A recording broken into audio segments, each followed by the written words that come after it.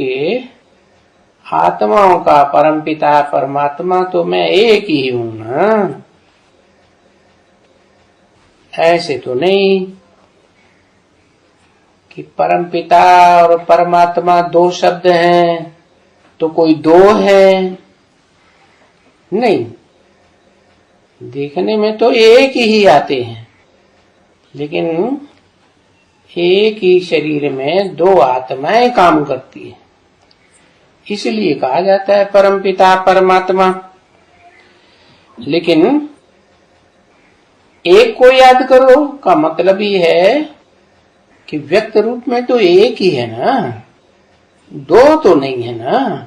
और जो एक है उसमें भी तो वर्चस्व किसका है, कंट्रोल किसका है, तो दिखाते हैं अर्जुन का रथ है।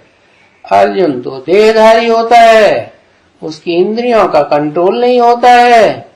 इंद्रियां अपनी मनमानी चाल से घोड़ों की तरह दौड़ती हैं, गड्ढे में ले जाती हैं, बार बार गड्ढे में ले जाती है। तो बाप उसकी इंद्रियों को आकर कंट्रोल करते हैं। तो उस एक बाप को याद करो। जैसे इस ब्रह्मा के लिए कहते हैं इनको याद मत करो, क्यों कहते हैं? ये भी तो देहधारी है, बुद्धि देह में धरी हुई है ना। तो कोई भी देहधारी धर्म पिताओं को याद न करो।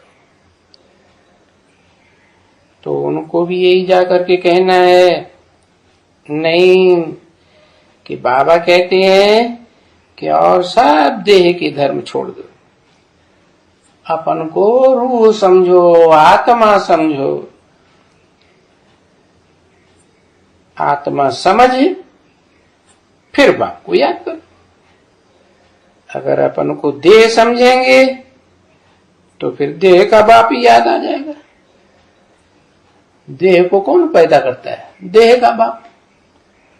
और आत्माओं को ज्ञान देकर कौन सचेत बनाता है? वो आत्माओं का बाप है।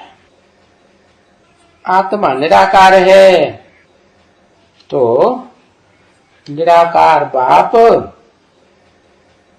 देहधारी मनुष्यों को ज्ञान देकर निराकारी स्टेज में रहने के लिए बताते हैं कि तुम देह नहीं हो, तुम तो अविनाशी आत्मा हो।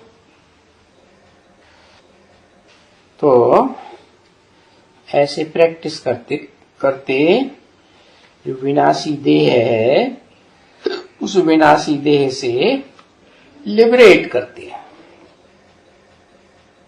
लिबरेट तो तभी होंगे जब लगातार अपनी आत्मा की याद रहेगी। पतित से पावन बन जाएंगे। देह पतित बनाती है, आत्मा समझेंगे तो पावन बनेंगे। तो कहते हैं वो रहम दिल है, फलाना है, उनकी कितनी महिमा करते हैं जो पतितों को पावन आकर बनाते हैं। 26/8/1967 की वाणी का चौथा पेज। उनको याद करने से तुम्हारा पाप जो है जन्म जन्मांतर का सो वो कट जाएगा। उनको क्यों कहा है? या एक ही शरीर में दो आत्माएं हैं, इसलिए कहा उनको याद करने से। अब दो आत्माओं को थोड़ी याद करना है, उनमें भी एक है पतित और एक है पावन है। परंतु शरीर के बगैर तो कोई काम नहीं करेंगे। माँ बच्चे को याद करती है तो उसकी बातें भी तो याद आती हैं, उसकी एक्टिविटी भी तो याद आती है। तो जो याद आता है उसके संग के रंग से बुद्धि शुद्ध बनती है। तो सदैव यही समझो कि हमको तो शिव बाबा समझाते हैं। पर ब्रह्मा भी बीच में इंटरफियर करके बोलता है, परंतु बाबा कहते हैं कि मैं उसे करेक्ट कर दूंगा, तुम चिंता मत। तुम ऐसे ही समझो शिव बाबा कहते हैं। तो तुम्हारा जो पाप है जन्म जन्मांतर का, वो कटेगा अगर शिव बाबा एक की ही याद रखेंगे।